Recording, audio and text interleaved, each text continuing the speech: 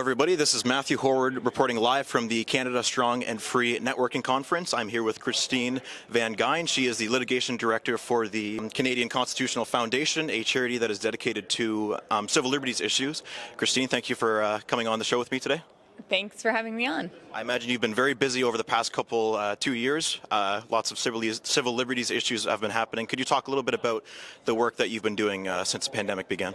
Yeah, so I started this job 2 years ago when COVID had just sort of started, and I did not know we would, when I accepted the job offer, that we would be in the middle of a civil liberties crisis in Canada. I think one of the big issues that people should be aware of is that the past 2 years have done incredible damage to our culture of civil liberties in Canada, and in order to protect our freedoms, people need to better understand them. I think right now there's a big misunderstanding of how our Constitution works, how our fundamental freedoms work. So that is a big initiative that we have at the CCF. We have an public education project. You can learn about it at the ccf.ca/learn. It's a free online course taught by Canada's leading scholars in constitutional law.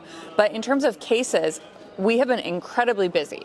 Extremely busy over the last 2 years. So we've done cases related to the federal quarantine hotel program, which was an absolute boondoggle, required people to stay in these extremely expensive hotels when they returned to Canada. Constitutionally protected right to enter Canada. So we challenged that. We also have been challenging the vaccine passport program in British Columbia. We were just in court about 2 weeks ago on a case related to that. British Columbia has the worst vaccine passport program in Canada, and although it has been repealed now, the government has itself said that it may come back in the fall during the winter respiratory season. So basically the problem in British Columbia is that their policy has no medical exemptions whatsoever in practice. Even people who have a condition like pericarditis induced from the first dose of a vaccine, and I will say I'm pro-vaccination. I think people should speak to their doctors about vaccination. But to tell a teenage girl, like our plaintiff in that case, that in order to be accommodated under the vaccine passport program, she needs to apply to the government every time she wants to do anything on an activity-by-activity basis, that is completely unreasonable. To create a closed list where rare and unusual reactions or medical conditions won't be accommodated by the government, that's a clear, on its face, discriminatory policy. So we challenged that in court. We're looking forward to a ruling on that sometime soon. And of course, we have a major case going on right now at the federal court, a judicial review of the Trudeau government's decision to invoke the Emergencies Act in response to the Freedom Convoy. They invoked extraordinary legislation when the statutory criteria for that legislation was not met, legislation that allowed them to create new criminal laws, to freeze bank accounts, and had a huge implications for Canadian civil rights. They did this, we're challenging it, but they're now telling us that they don't have to tell us why. That their reasons for invoking this extraordinary legislation is top secret. So we're challenging that as well. We're trying to obtain access to the cabinet records, the cabinet minutes that provide this explanation. So those are some of our more recent cases, but we have a lot more than that. Amazing, very busy. And now, yesterday you were at the conference talking about financial chill. Could you talk a little bit about that? It's as a result of the Emergencies Act and its impact on charities, correct? Yeah, so I've written about this issue in the National Post. You can check out my op-ed there. It's under my name, Christine Van Geyn. Basically, after the Emergencies Act was invoked and we announced a legal challenge, we tried to raise money to pay for our lawyer. It's a very expensive challenge. It's going to cost us about $100,000, probably more actually, given that the government were now fighting over access to these documents. So we tried to raise some money, and the response that we got from people was shocking. A huge number of people said, I would love to donate to this cause, but I'm afraid of my bank account being frozen. And really? A huge number of people. And I've talked to people across the not-for-profit and charitable world. I had friends at other charities or not-for-profits who are actually here at the conference today who've experienced a similar issue, who had donors saying, like, I want to suspend my donations because I'm afraid if the government doesn't like your cause, they could freeze my assets. This is not a realistic concern. People don't need to be afraid of this happening. We're a registered charity. The registered not-for-profit charity world is regulated in Canada in a way that people don't need to be concerned about this happening. But on the same hand, I do understand where the concern is coming from. When the Emergencies Act was invoked, there was so much uncertainty about how the government was doing this, about how it seemed like people who were only peripherally involved in the Freedom Convoy were saying that their accounts were being frozen. It created a lot of fear and panic among a lot of the donor base for charities, not just in the right of center world, but I had people who were working for charities related to Ukraine who were expressing this concern. People who wanted to donate to help victims of war in Ukraine, they were afraid to make a donation because they said, what if the government doesn't agree with this particular charity? Is my account going to be frozen? It's a real concern that people have. I don't think it's a realistic concern, but I understand why people have it. Yeah, just one more consequence of the Emergencies Act. Now, switching to digital IDs, there's been talk about implementing them. Italy has a pilot project for that. A couple of provinces have talked about implementing systems such as that. Could you talk about your concerns about it? A lot of people think that it would result in more control and less freedom for people, but do you agree with those concerns? I'm not sure what you mean by digital ID specifically, but we have a lot of concerns related to informational privacy. What would constitute an informational search? Searches need to be reasonable under our Constitution. We don't want to be I have a lot of civil rights concerns generally about a sort of surveillance society, and I think with a lot of AI technologies, facial recognition technologies, but a lot of concerns about governments implementing that. I have a lot of concerns about what the privacy oversights are going to be. So, generally, if it was voluntary, it's not something I would sign up for digital ID, but I'd have to see what it looks like. For sure. Could you talk a little bit about euthanasia in Canada and what we could see in the coming years? They've talked about opening up to people with mental health conditions who can't see a better way. Or do you have concerns with euthanasia in Canada?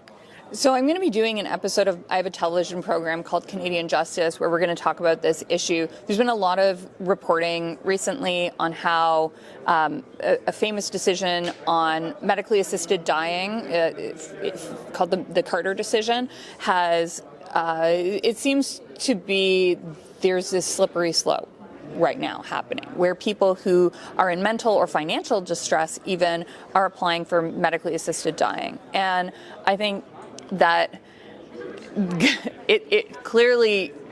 there clearly need to be better limits on access to a procedure like that.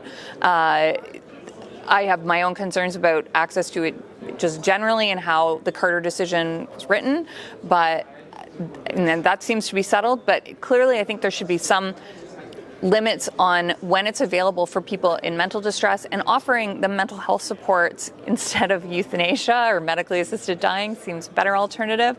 And clearly the financial suffering angle seems to be really bizarre. I've only seen this as reporting. I haven't spoken to any of the individuals who are involved in those applications for medically assisted dying. But, I have a lot of concerns. And I think that there could be some legal cases that could arise out of that, actually. Absolutely. Could you talk a little bit about Bill C-18, ensuring fair compensation for news media? Michael Geist has spoken a lot about his concerns with the legislation. Do you share those concerns? What are your thoughts on it? So the current federal government, the C-18, can you clarify which particular law this is? This is, there have been a whole bunch that were removed and then reintroduced under new bill numbers. So I know there's a lot that has been involved on telecom, on broadcasting, and on social media content regulation, and then on regulation for internet harm. So I'm not sure exactly which The regulation for internet harms portion of the bill. Okay, yeah. So, I need to see how it's going to be written, but I definitely have concerns about creating a statutory definition for hate crime. I think that there is an inherent if that, there's a whole bunch of different pieces of legislation, but there's that one, a statutory definition for hate crime. There's also an issue with the previous iteration of the legislation where the online harms included things like hate crime, which does have a lot of subjective elements. That's part of the problem with having this, statutory definition. Another thing that was problematic about the online harm legislation was that it conflates a whole bunch of different issues that really need to be addressed separately. It combines hate crime as an online harm along with terrorism content, which I think most people would agree is a more reasonable limit on freedom of expression, as well as regulation and criminalization for images of child exploitation, sexual child exploitation, which people commonly call child pornography, is images of child sexual abuse. And that is clearly a criminal, that and terrorism, those are clearly criminal. They should be treated really in a different way from hate crime, which has a lot of subjective elements. And a lot of people misunderstand what hate speech actually is. And they just kind of say anything that offends me is hate speech. That's not what it is. But the definition of a child sexual exploitation is not subjective, it's very clear. So regulating those types of harm differently is really important, and that's not what at least the old version of the bill did. For sure. I'm wondering if you've given any thought to the World Health Organization's pandemic treaty. Leslyn Lewis, Conservative candidate, has given she's talked a lot about it and the potential for Canada to give away its sovereignty to make public health measures and rules in response to future pandemics. Have you looked into that? Do you share any of those concerns? No, I'm not familiar with that issue at all. Okay, fair enough. I won't press you on that. You can't know it all, right? You know already so much. You saw the Conservative leadership debates last night, correct? Yeah, yes, I watched. Yeah. Were you particularly impressed by any candidates? Did they speak about these issues that you're so passionate about? I'm not partisan, so I don't really have a horse in this race. My one thing is I wish that the candidates had been asked directly some questions about civil liberties protections in Canada. In particular, I'm really passionate about freedom of expression issues. So I wish they had a really specific question about that issue. But since they weren't asked, I went and tracked down all the candidates myself, and I've asked them about their views on Canada's biggest challenges to civil liberties. If you want to hear the answers, though, you're going to have to check it out on my YouTube. It's the Canadian Constitution Foundation on YouTube. You can search it there. I haven't edited it yet, so I don't want to spoil my results by telling you what they all said. Fair enough. Okay, yeah, we'll definitely check it out. Are there any other civil liberties issues in this country that you don't think are getting enough attention that are happening right now or could be happening in the future? I think one issue that's fascinating is a lot of the direct interaction between their citizen and their government often happens at the municipal level. So we had a fascinating case earlier this year where a woman had hung a flag on her house that said, F Trudeau. It didn't say F, but you can use your imagination about what it did say. Not fuddle-duddle.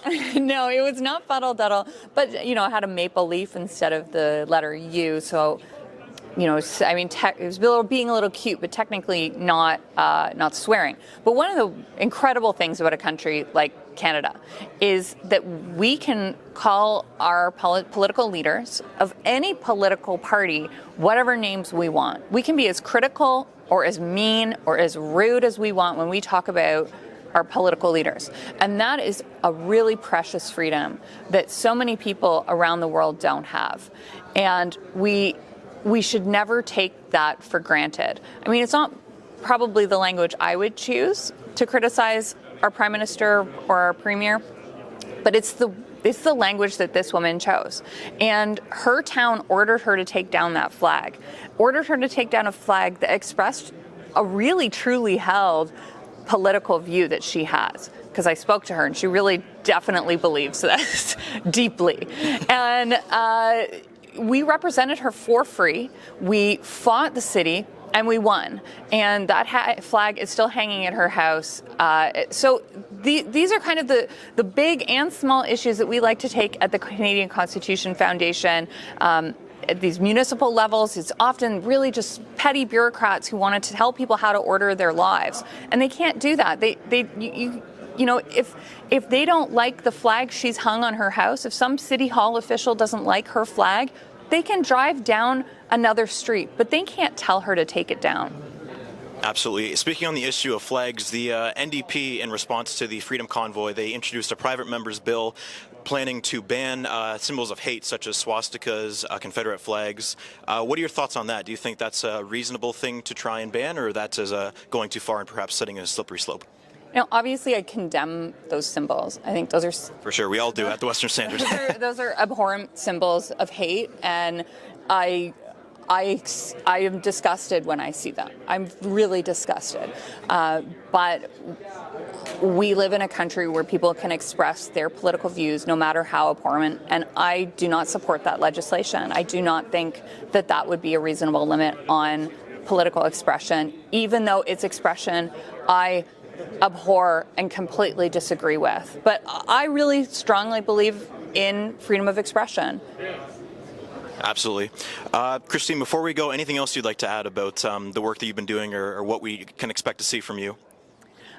Just sign up for our email updates at theccf.ca, and that way no one will ever miss one of our case announcements or an update about our cases. We have updates that go out about all our cases on a regular basis, and we're always having hearings that you can actually, a lot of the time now, thanks to COVID, I guess, watch online, something you couldn't do before. So sort of maybe a silver lining. But sign up for our email updates, theccf.ca. You can tune in live to some of those hearings and get all our updates. For sure. Well, thank you very much. Christine Van Geyn, Litigation Director of the CCF. Great having you on. Thank you. Thank you.